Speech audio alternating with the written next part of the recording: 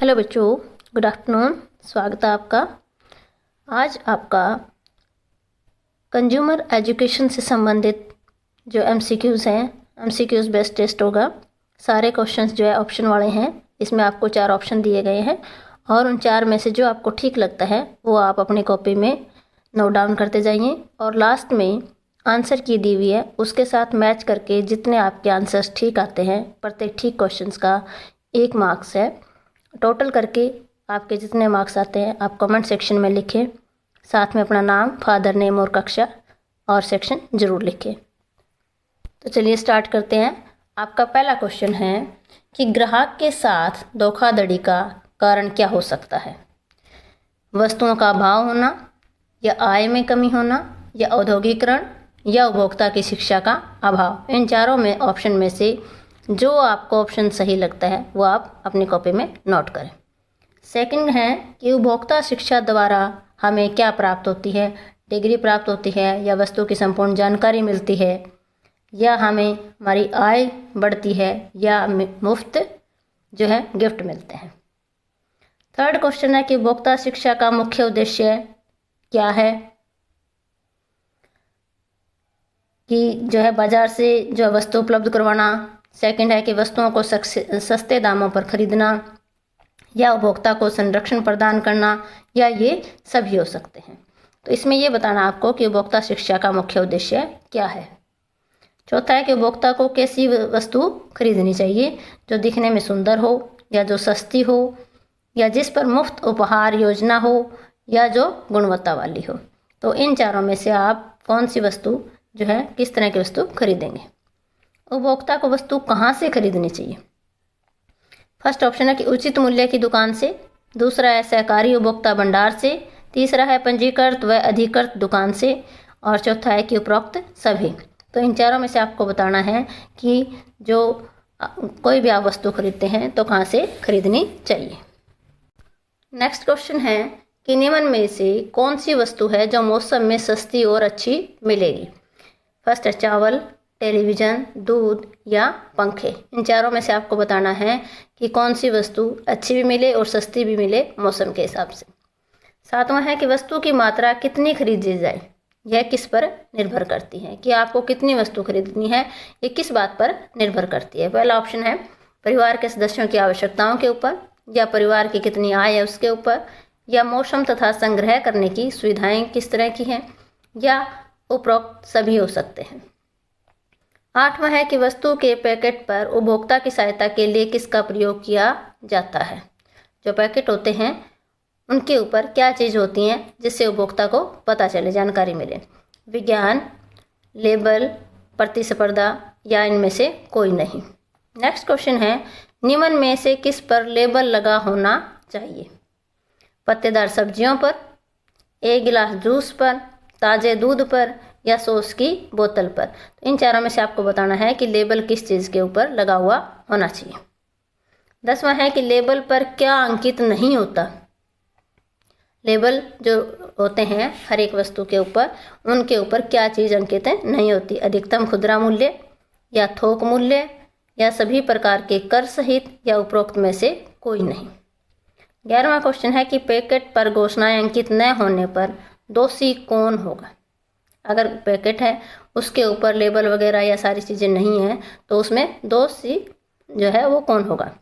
निर्माता जो उसे बनाता है, या थोक व्यापारी जो एक साथ अधिक मात्रा में खरीदता है, या खुदरा व्यापारी जो इसे ग्राहक को बेचता है, या ये सभी। नेक्स्ट क्वेश्चन है कि मांसाहारी खाद्य पदार्थ जो होते हैं उनके ऊपर किस रंग का प्रतीक चिन्ह लगना अनिवार्य है? कौन से रंग का चिन्ह होना जरूरी है?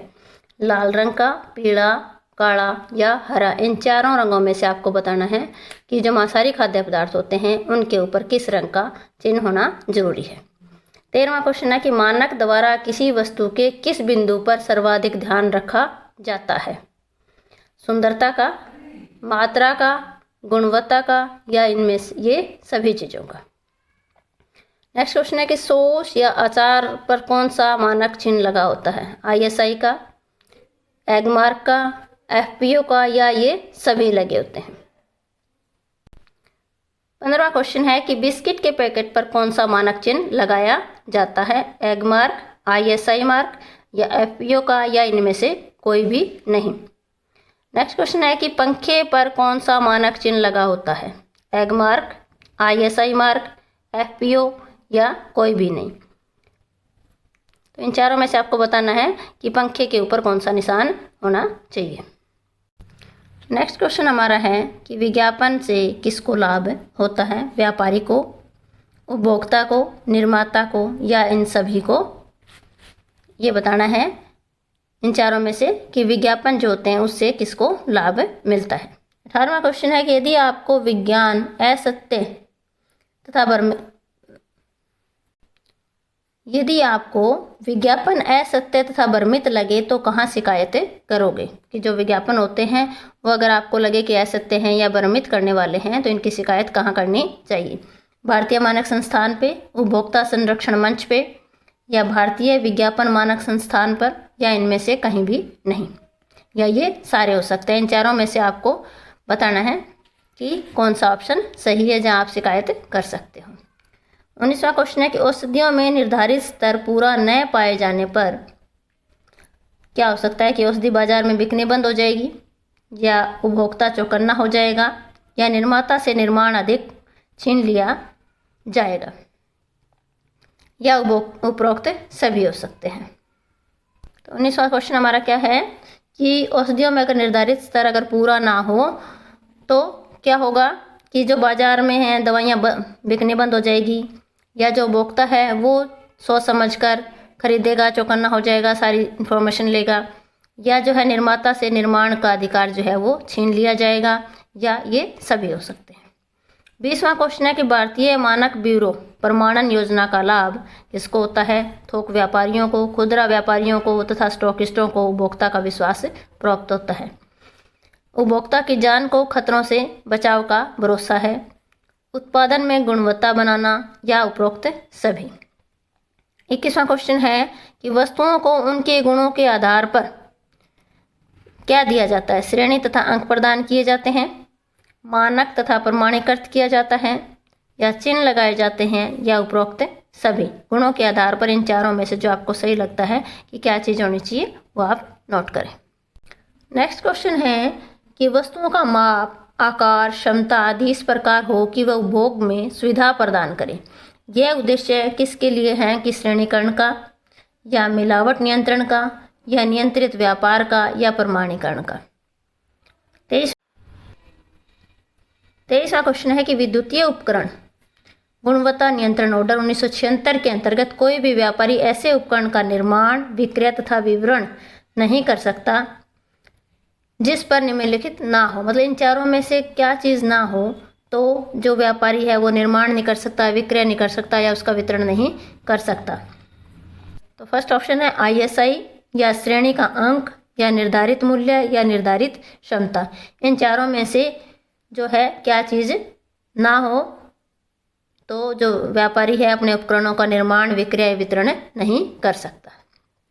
24वां है कि है जो इनमें से बताना है कि सर्वाधिक, सबसे अधिक प्रगतिशील और व्यापक कानून कौन सा है? खाद्यान्न तथा मादक पदार्थ अधिनियम 1940, आवश्यक वस्तुएं अधिनियम 1955, भारतीय मानक संस्थान अधिनियम 1952, उपभोक्ता संरक्षण अधिनियम 1986।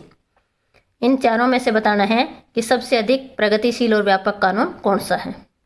25वां क्वेश्चन है कि उपभोक्ता संरक्षण अधिनियम किस वर्ष में लागू किया गया? 1956 में, 1965 में, 1986 में, या 2001 में।